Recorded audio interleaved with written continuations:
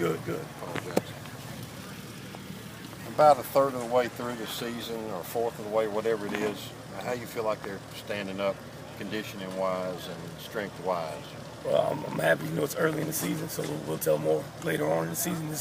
Especially right now, we get towards the end of this little nasty 5-game stretch that everybody's been talking about.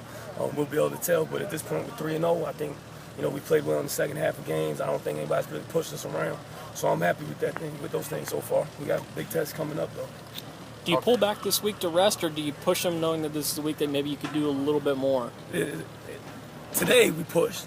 Now the rest of the week we'll pull back a little bit. Practices are a little shorter tomorrow and Thursday, and I won't lift them again this week, so they'll have a good opportunity to get their legs back. But today I did push them a little bit so we can make sure we get a really good lift in. How encouraging or validating was it Saturday? You know, a year ago that team kind of pushed you guys around, and you know, in Austin it looked like, especially in the second half, that the roles had been reversed. Yeah, it makes me feel great. You know, it shows what a team's attitude can do.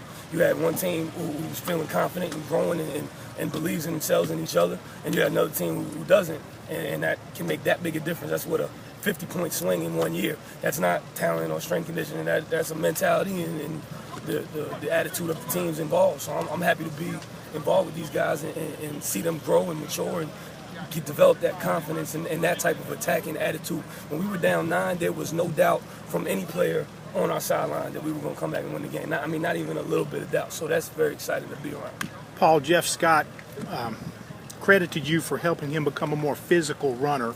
What kind of strides have you seen him make in the weight training? Well, that's nice of Jeff to say. Jeff had a great offseason, and it started, everybody keeps talking about him off the field.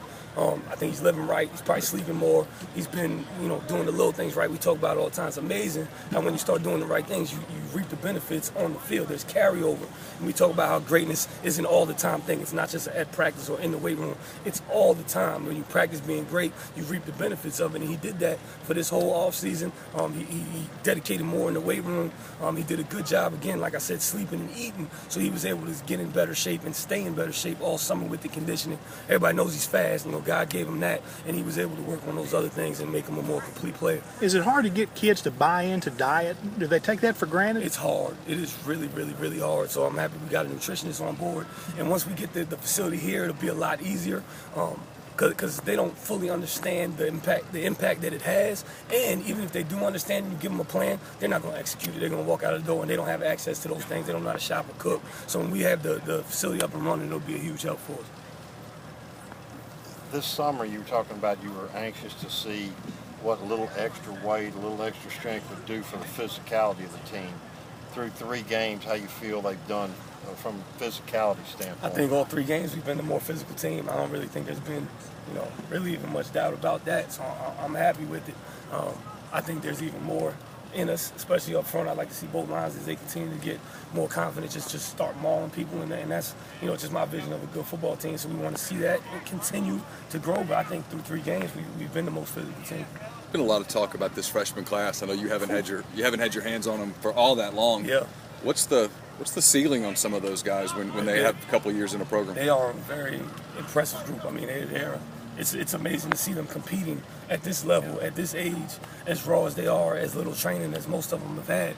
I mean, I think we got a bunch of NFL guys in that class, like legit, not trying to scrape and make a team. I think we got some high draft picks in that class if they continue to be coachable and they continue to work the way they did, because that's the combination we talked about it this summer.